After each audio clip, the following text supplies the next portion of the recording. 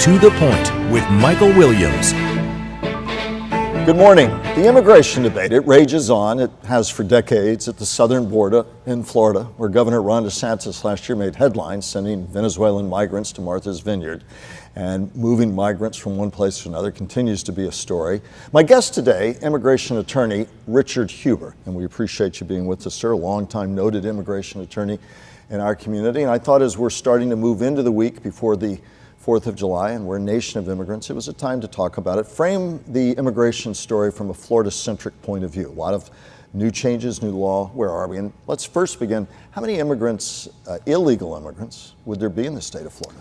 Well, it's kind of hard to keep a track of it, obviously, because there's so many ways to define what's an illegal immigrant. We've let in the last couple of years now, at least in the country, probably 4 or 5 million people seeking asylum.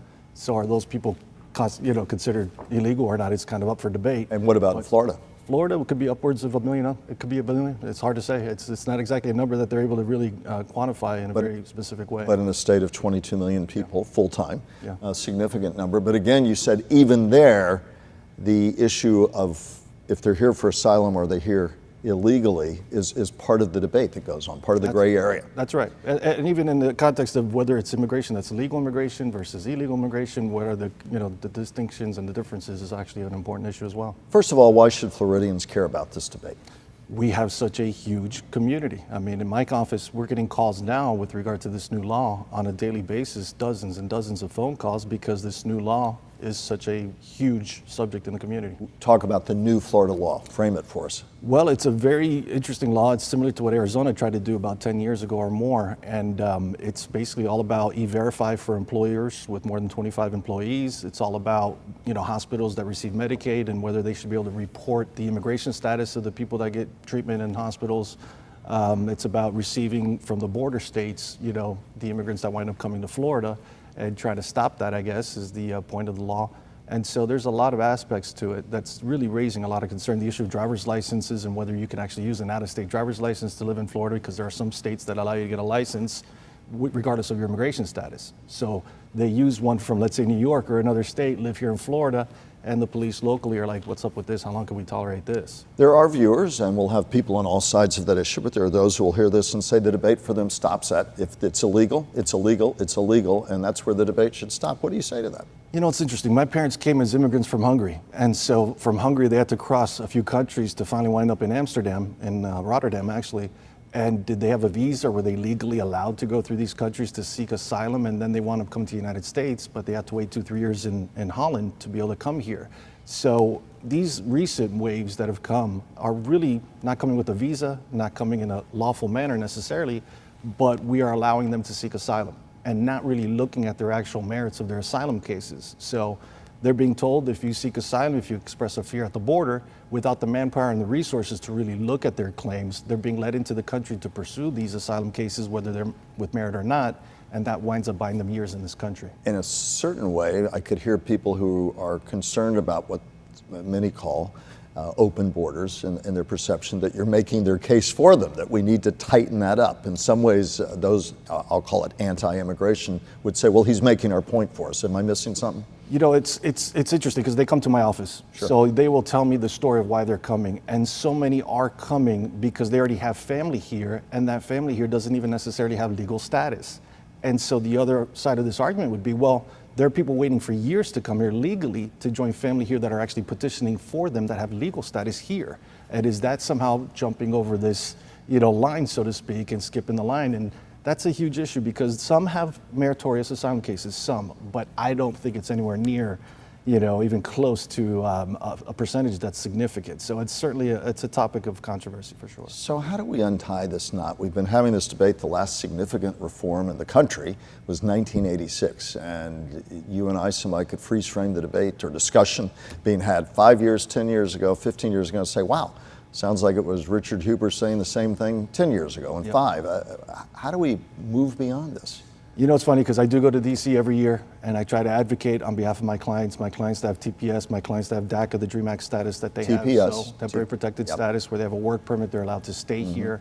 But they're still stuck in this limbo because they don't have a green card, they're not here permanently, they have to renew this temporary status. But yet at the same time, they are allowed to stay. And so they're having kids here, buying property here, working here with status, but they don't have full legal status. So there's been this problem in Congress where each side has this extreme, and they don't want to budge from the extreme. So while the Democrats did have control of both houses the first years of Joe Biden, and Joe Biden promised within 100 days that there would be a reform or an amnesty, they were never able to get it done. And I think they prefer to use this issue, as it's called the third rail of politics, to really agitate the Republicans, call them anti-immigrant, but then when they've had the power to do something about it, they failed. So it's really hard to say who's at fault here, but it's certainly because they're both at extremes and they're not willing to come to the middle. Aside from the fault for a moment, from your perspective, what are the fundamental things we need to do to move forward in this debate? From where you sit, from the clients you talk to who don't know what their futures are, who don't know what their status may or may not be. What are the fundamental things, if you could have everybody's ear around the table, that you say we've got to at least start to begin doing? Come to the middle, recognize that. But what does that define what that means? It means don't let in everybody who just claims to have an asylum case, because you have to have at least some screening at the border to see if it does have merit, because otherwise the system becomes a joke. I have asylum clients of mine that have been waiting for years with very strong, compelling asylum cases that are now being backlogged and waiting much longer to even get a decision or any movement in their case because of the recent wave where they're not necessarily with merit, these cases. So that's really unfair, number one. Number two, when it comes to deportation, it's now almost ground to a stop. So we're now saying we're not even really deport people that even have some criminal records, by the way. And that's a concern too, because there is a certain amount of people in this country that under this administration, we're not really seeing that there's an interest in picking them up. That part of my business is essentially dried up. There's not a lot of people being detained or taken into custody or being deported. So there are meritorious cases. I have clients here 20, 25 years with family, U.S. citizens. Here, or illegally? Status, yeah. Well, how are they here that long? They've come from Guatemala. But how do they stay here that long? Because they're able to. They're able to at least use a TIN number instead of a social to be able to at least do their taxes, for example. They live in the shadows. Here. Exactly. They're caught in this middle, which is not fair. It's really not fair to anybody. And you're arguing that let's deal with their cases first before we have people jump beyond that. So I want you to hear what Governor Ron DeSantis had to say, and he's had to say a lot, as have many, on the immigration issue. Listen in. Sure.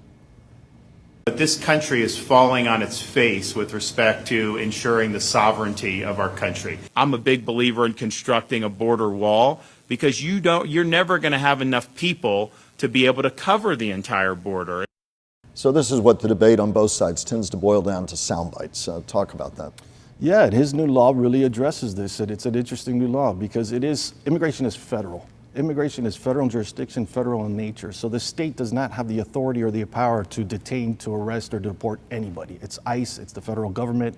So he's trying to dip his toes and I guess politically go even to the right of Trump if he can, if there's space there, to try to present this new law and this new position where it's, this is tough, this is anti-illegal immigrant, and that these waves that are coming recently are not something that he's obviously wanting to have in the state of Florida, and they come to my office. And I will tell you, there are some that have merit. There's so much corruption and violence in Central American countries, but under our asylum laws, if it doesn't have to do with your race or your religion or your political opinion, it's very difficult in an immigration court to be able to prevail. And in South Florida, there's also the argument among Haitian advocates that they do not get the considered status that others. For years, there's been that debate. So you have all of these things roiled up together. Right. They've argued for years that Cuban Americans or Cubans who wanted to come to America had more favored status, both by the law and by other dispositions. So at the end of the day, people watching this, in a nation of immigrants, as we get set next week to celebrate the nation's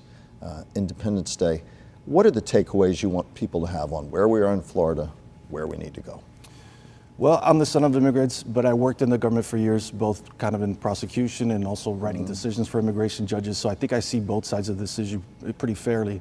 And we're just in this spectrum where it's like we went from a certain direction under the prior administration, but then we've gone to the extreme opposite direction with this administration. And what we need to be able to find is a middle ground. We have to be able to declare what is asylum. And if our asylum laws are the way they are, and they have been for decades, then certain cases, just letting this many people come into this country in these recent years with really cases that are not necessarily credible or viable or with merit, it's not fair to certain other people with other cases that do have merit. We need to find middle ground on making these changes. And again, credible being a real sign of political persecution, Correct. which is fundamentally for your asylum claim, really needs to be at the core of that. And And you believe that needs to be clarified? Yes, I mean, there are cases of race, there's cases of religion. I've dealt with cases that I've won where other lawyers have said there's no case, and I've been able to argue these other aspects to the case, but it's a very challenging, very controversial. What about issue, the for sure. flip side? People say, but you don't need to put migrants in the middle of that. The governor was praised, but also highly criticized for that. It becomes,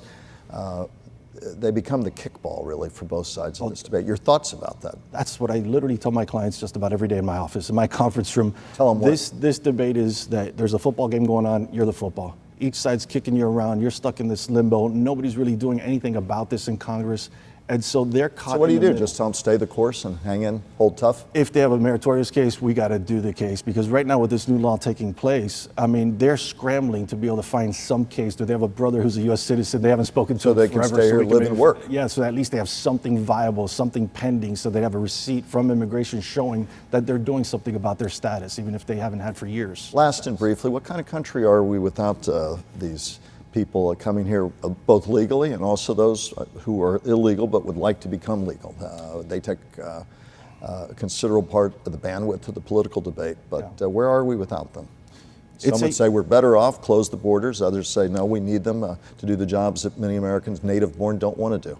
Yeah, it's an interesting argument. You know, from my perspective, as the son of immigrants, but seeing both sides of this, having worked in various capacities in the government and now in private practice, they're essential. There's certain industries that you cannot doubt. 20, 30, or 40% of the industry is comprised of workers that don't necessarily have status. Some are maybe with the TPS, temporary protected status. Some may have some kind of a quasi status, but at the end of the day, this state in particular depends on immigrants. And it then just boils down to this debate. Are they legal? Are they illegal? What is illegal? Do they have a case pending? Is it viable? And what's the Et cetera. mechanism to get them there? It's going to take teamwork. It's going to take the moderation in this political debate in D.C. that just doesn't seem to ever happen. And I think both sides actually use this issue against the other and refuse to actually come to the middle ground on this. It's such a complex topic, but we appreciate you at least setting it up for us a bit, as you always do eloquently. Richard Hujber, local immigration attorney of long standing. Thank you for being my guest today. My pleasure. Greatly appreciate it. Up next, Brian Crowley.